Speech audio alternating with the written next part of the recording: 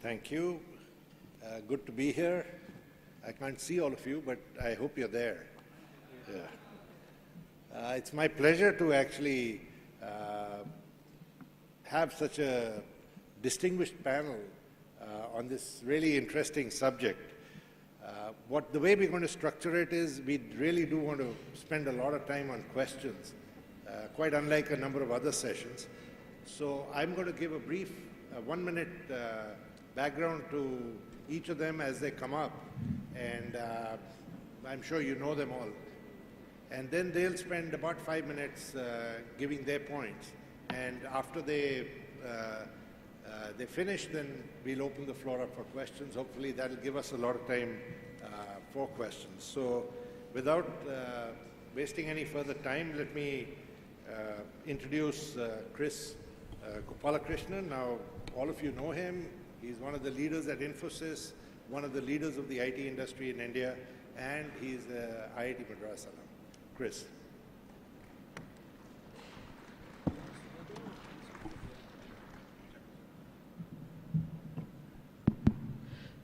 Thank you, Arjun, and thank you everyone for inviting me, and good afternoon to every one of you. I'm going to look at 3 aspects to address this question. Is the competitiveness of the Indian IT industry under threat? One is look at where the industry is today. Second, look at the startup ecosystem, because I strongly believe that if there is a very strong startup ecosystem, then the industry is actually thriving. And the third is generally about the country. Can you create an industry in a country where the support for the industry does not exist? So I look at the country also. So first, looking at the industry itself, today the industry employs 2.5 million people. If you include the domestic IT industry, the revenue has crossed $100 billion, $70 billion from the services side, primarily export, and $30 billion from the domestic IT industry, $100 billion. So it's actually a very large industry. From a sheer number of professionals, we're second to only United States today, number of IT professionals. So we have a thriving industry. The industry is mature, started 40 years back, maybe even 45 years back, and has, when the industry was started, mainframe computers were primarily being used, and today it's mobile computers. So has gone through technology transitions, has gone through several ups and downs, bubbles and bursting of bubbles, downturns, has come where it is today, and has continuously grown. Even this year, the industry is expected to grow around 11% according to NASSCOM. So clearly, the industry continues to grow. It has the maturity, it has the experience, it has the breadth, and the breadth from a services perspective. If you look at from a services perspective, it's all the way from the traditional application development maintenance to the entire range of business process services, infrastructure management, consulting, system integration. There are several product companies. There are probably around 3,000 product companies today, big and small, and in several niche segments. Actually, the industry, the product companies in India are seen as leaders by analysts like Gartner, Forrester, etc. So from an industry perspective, I can say that the industry is competing, is competitive, and as long as the industry continues to invest in innovation, invest in education training, because the technology is continuously changing, continues to grow, it should remain competitive. Second is about the startup ecosystem. Recently, there was a survey done, and Bangalore was selected as one of the top 20 locations for startups in the world. And Bangalore was the only Asian city which was in that list. This is because the number of startups is growing in cities like Bangalore. Yes, the amount of funding is still very small because that funding happens in a lower cost economy like India. But in terms of the number of startups, in terms of quality of their ideas, etc., I think we are starting to see the impact, and we're starting to see the thriving ecosystem. And I expect such an ecosystem to be built in the greater, the capital region in New Delhi, in Chennai, Hyderabad, Pune, Mumbai, certain of these cities actually, and maybe emerging tier 2, tier 3 countries. The only challenge I see with startups is that as the startups start seeing traction, see revenues, they're migrating. And that's a concern I have, because at the end of the day, the reason why we were able to create a thriving IT industry in India is because companies stayed in India. If these startups now migrate to US, then we will be in a situation where Israel is today. Israel is seen as a country that is innovating, research depth is significant, but they have very, very few companies that they can claim as local companies. All those companies, successful companies today, are actually US companies. We shouldn't end up in such a situation. That is a concern I have. And partly, then I come to now the third point. Partly this is because we have to make sure that we create an environment which is conducive for the industry to continue to remain competitive. Now, competitiveness is from a cost perspective.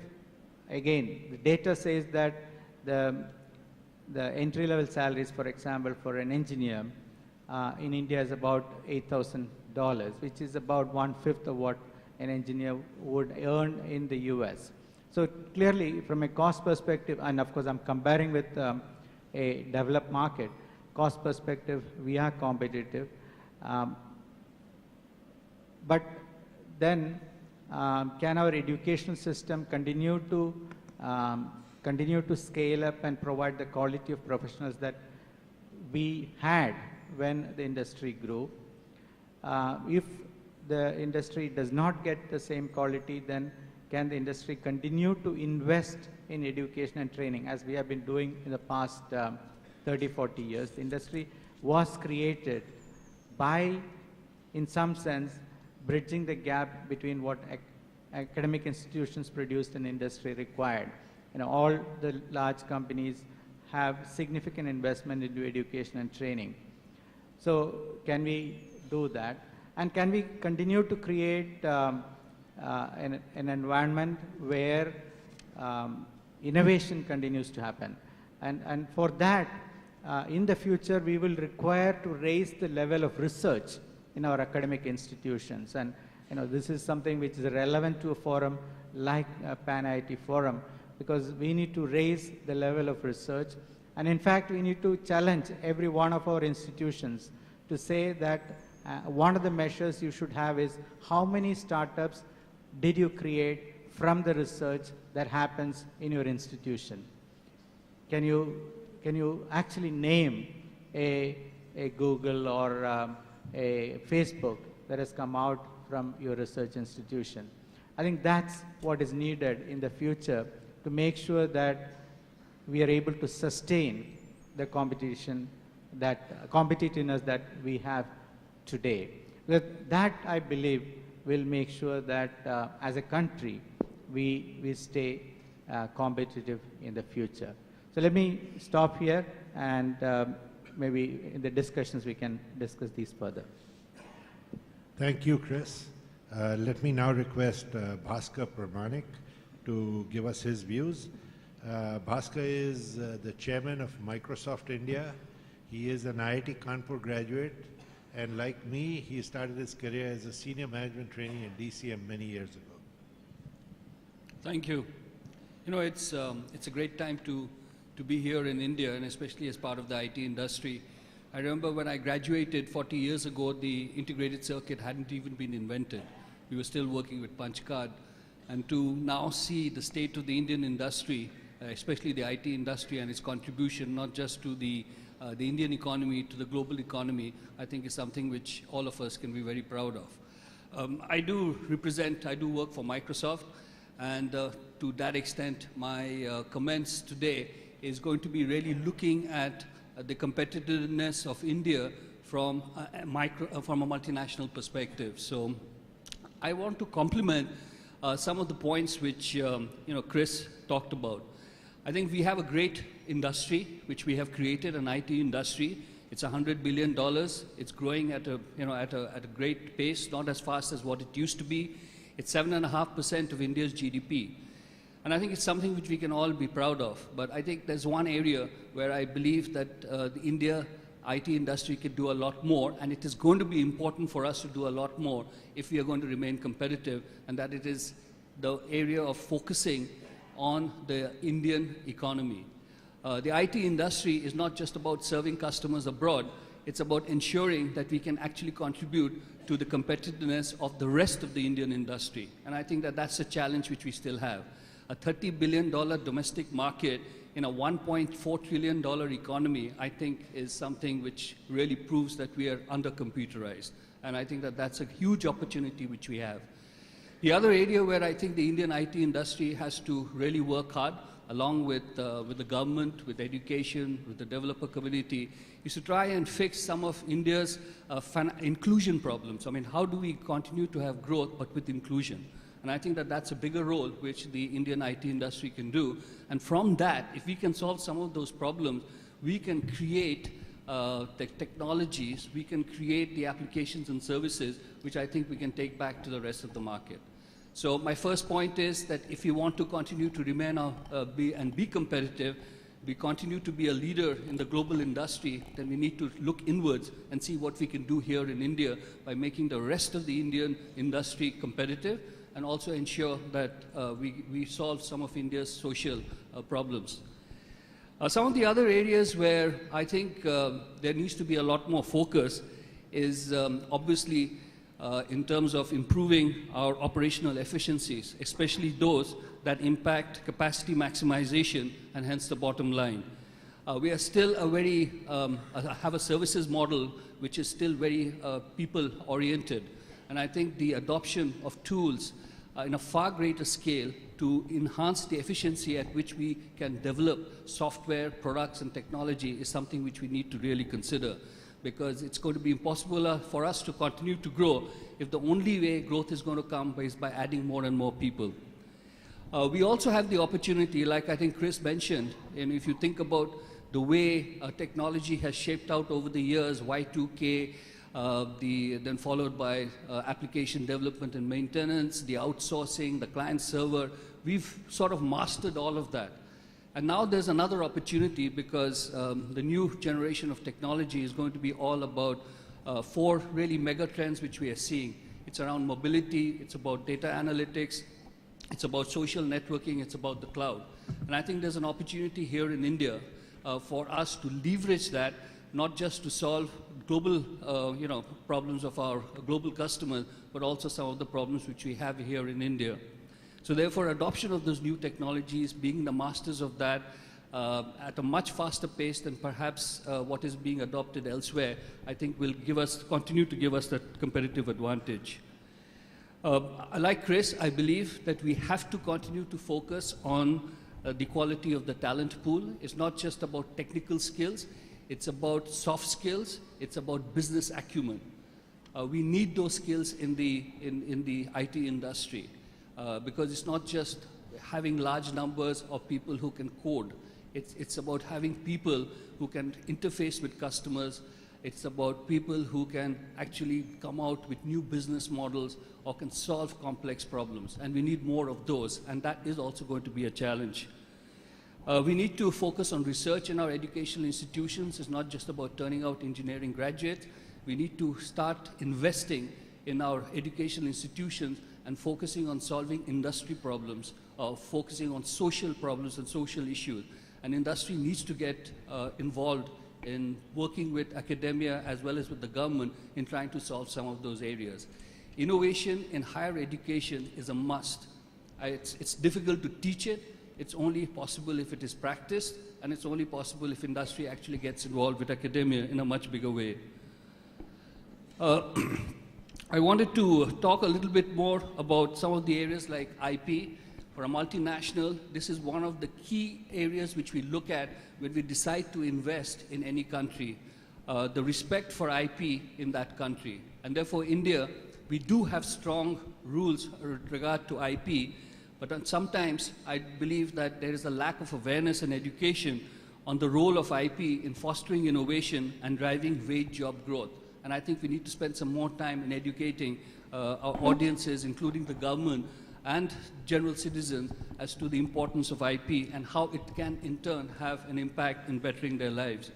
We also need much more vigorous enforcement. We have the laws, it's all there, but enforcement is extremely poor. India is still a country with very high levels of piracy. From a Microsoft perspective, we see piracy levels as high as 65% in this country even now. And we need to also improve our patent system. And I think we need to ensure that and encourage patent filing, but we also need to make sure we have the legal people, we have the processes in place to identify what really should be patented and what should not be. Innovation, I agree with Chris, that is the core of what the IT industry is all about. And we need to continue to focus not just on technology leadership, but also on ensuring that we adopt the latest business model which can help drive industry transformation and value to customers.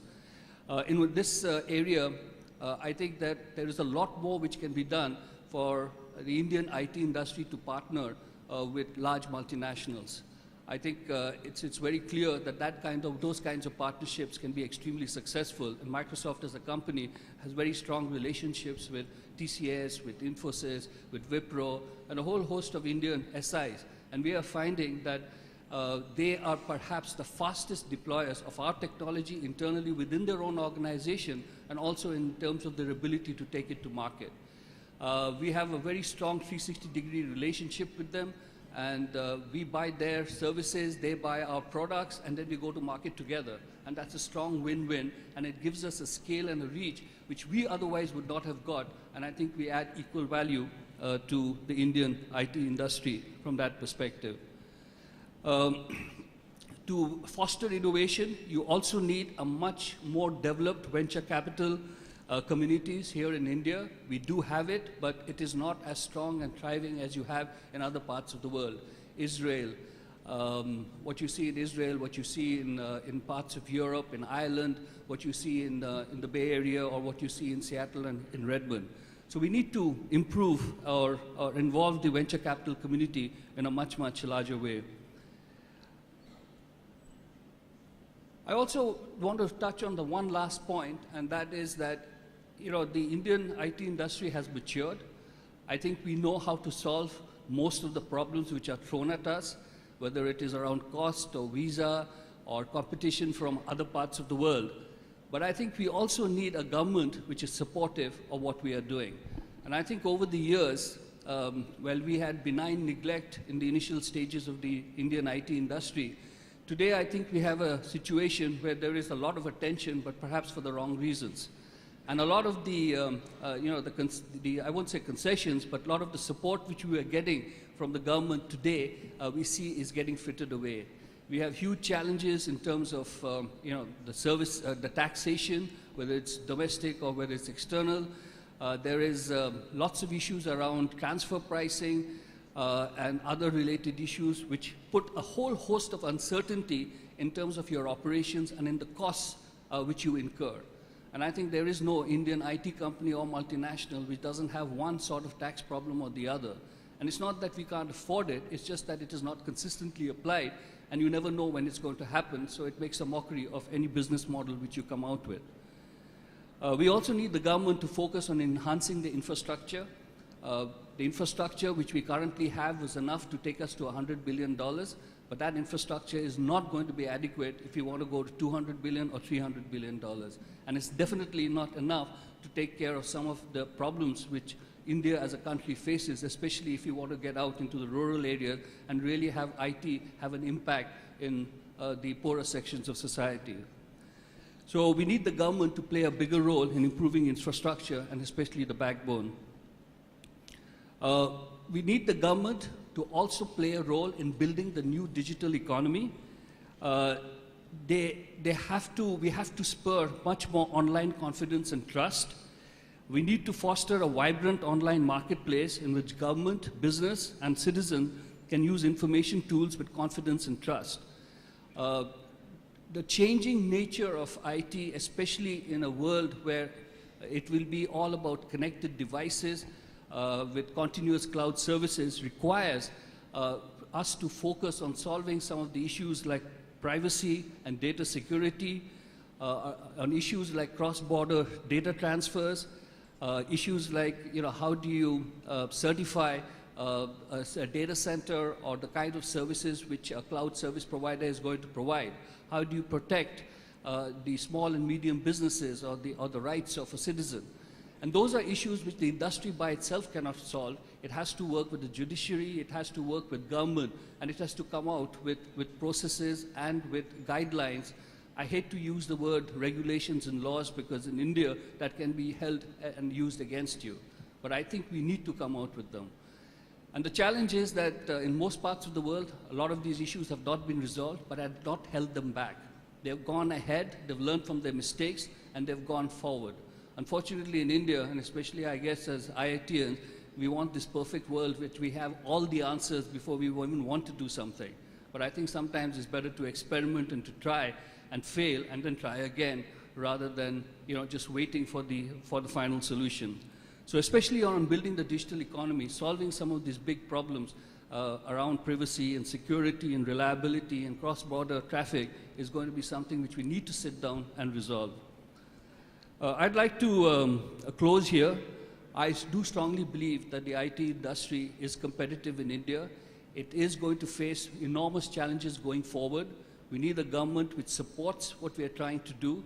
And I think it's not just about India standing alone and competing against the rest of the world. It's about India and IT and the rest of the world working together to solve not just India's problems, but global problems. Thank you. Thank you, Bhaskar. I'd now request Harsh Chitale to give us his views. Harsh is the Chief Executive Officer of HCL Information Systems. He is a gold medalist from IIT Delhi and started his career with Tata Administrative Service. Harsh. Thanks, Arjun. On the panel, we are going to hear a lot about Indian IT as IT services or IT software. So just to add a different flavor, I'll talk about the products part of the Indian IT industry and its competitiveness or lack of competitiveness. I'll touch upon three aspects. Has the products industry been competitive? If not, why not? Second aspect, what are the developments that are happening right now which actually augur well for the industry and may enhance its competitiveness substantially going forward? And in the end, talk about new areas where opportunities are emerging for the products industry, which can create new Googles or new such global beating enterprises, as somebody here earlier mentioned. So for various reasons, some of which Bhaskar also mentioned, Indian IT products industry hasn't risen to the fame and hasn't got the attention that rest of the industry got. And just to give you some statistics, while now exports have reached about $70 billion, the domestic industry, most of which is the products part, is still under $30 billion. 92% of those products are imported.